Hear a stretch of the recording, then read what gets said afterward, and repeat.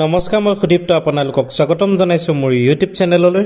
আৰু আমি আহি উপস্থিত হৈছোঁ ভকত চাপৰিত, কিয়নো ইয়াত কুঁহিয়াৰ ৰসৰ পৰা গুড় কেনেকৈ প্ৰস্তুত কৰা হয় এই সমগ্ৰ প্ৰক্ৰিয়াটো মোৰ ইউটিউব চেনেলৰ জৰিয়তে আপোনালোকক দেখুৱাম। আপোনালোকে ভিডিঅ'টো শেষলৈকে চাই গৈ থাকিব বুলি মই আশা ৰাখিছোঁ। মোৰ নাম শ্ৰী প্ৰদীপ বৰা, ঘৰ মোৰ নতুন বগুড়া গাঁও। আমাৰ কুঁহিয়াৰ খেতিটো আমি অত্যন্ত কষ্ট আৰু ধৈৰ্যপূৰ্ণভাৱে আমি খেতিটো কৰোঁ।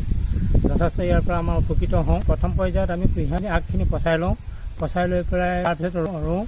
মানে এপ্ৰিল মে' মাহত আমি কুঁহিয়াৰ খেতিটো ৰুওঁ। তাৰপিছত আমি জানুৱাৰী ফেব্ৰুৱাৰীত আমি কাটি পেলাই আমি এই শালত আমি পেৰোঁ। শালত পেৰি পেলাই ৰসখিনি এই ধানত দি পেলাই ফেলাইত দি গৰম কৰি প্ৰায় 3 ঘণ্টা সময় আমি জুই দি গুড় পাক কৰোঁ। পাকৰ শেষত আমাৰ বোলে গুড়খিনি আমাৰ ইয়াত বোলে উৎপাদন হয়। সেয়ে আমি ক'ব বিচাৰোঁ যে এই গুড়খিনি আমি আমাৰ চাহিদা মানে আহে, আমাৰ বেপাৰীসকলো আহে, আমি নিজেও ইয়াৰ পৰা লৈ যায় আৰু আমি নিজেও বিক্ৰী কৰোঁ। এনেকৈ আমাৰ গুড় উৎপাদনটো আমি কৰোঁ। আৰু আমাৰ ইয়াত অকল আমাৰ বুলিয়েই নহয়, আমাৰ গোটেই ভকত চাপৰি অঞ্চলটোৰ গোটেই গাঁৱৰ মানুহে কামখিনি কৰে, ইয়াতে যথেষ্ট খেতি কৰে। এটা কথা হ'ল কি, যদিহে কিবা কাৰণত বানপানী নহয় বা পানীটো কম হয়, পানীটো কম হ'লে আমাৰ যথেষ্ট এন্দুৰে মানে অপদয় কৰে, কুঁহিয়াৰবিলাক পুতি দিয়ে, খাই পেলাই আৰু মানে মৰিয়তি হয়, মানে আগখিনি মৰি গুচি যায়। পানী নহ'লে কুঁহিয়াৰখিনি আমাৰ ইমানখিনি ফলপ্ৰসূ আমি নাপাওঁ।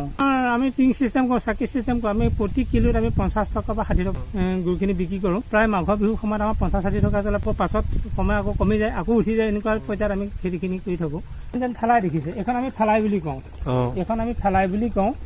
এই ফেলাইখনত কমে এতিয়া ইয়াত কিছুমান ফেলাই লৈ আছে, এইখনত 12 টিঙৰ পৰা 14 টিং ধৰে, তাৰ পৰা 17 টিং ধৰে, কিছুমানত 18 টিঙলৈকে ধৰে, 20 টিঙলৈকে ধৰে। এতিয়া এইটো যিখন ফেলাই 13 টিঙীয়া বা 14 টিঙীয়া হৈছে, আমাৰ কমেও 50 কেজি বা 52 কেজি আগবেলা গুড় উৎপাদন কৰোঁ ইয়াৰ পৰা প্ৰতি ভানত। এখন পৰ্যায়খাল কয়, এই পৰ্যায়খালত আমি কুঁহিয়াৰ চেপো। এই বস্তুটো আমি কিমান পৰা আমি পৰিষ্কাৰ কৰোঁ, মানে এই ধৰণে আমি পৰিষ্কাৰ কৰি এই গেটখিনি এনেধৰণে আমি পেলাই থাকোঁ। উতলাৰ সময়লৈকে ইয়াৰ মানে এই গেটখিনি ওলাই থাকিব।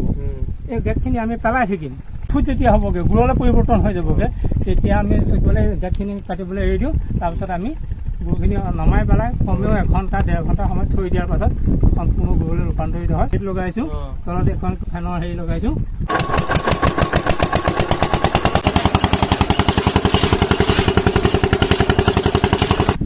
কুঁহিয়াৰ ৰস বহুত ভাল লাগিলে। আমি গ'লোঁ তাত, প্ৰচেছটো দেখিলোঁ কেনেকৈ মানে কুঁহিয়াৰৰ পৰা ৰসৰ পৰা মানে গুড়টো বনাই, সেইটো প্ৰচেছটো গম পালোঁ। দৰ্শকসকল, ইমান আছিল আজিৰ ব্লগ ভিডিঅ'টো চাই কেনেকুৱা পালে আপোনালোকে তলত কমেণ্ট বক্সত জনাব। লগতে লাইক, শ্বেয়াৰ আৰু ছাবস্ক্ৰাইব কৰিবলৈ নাপাহৰিব।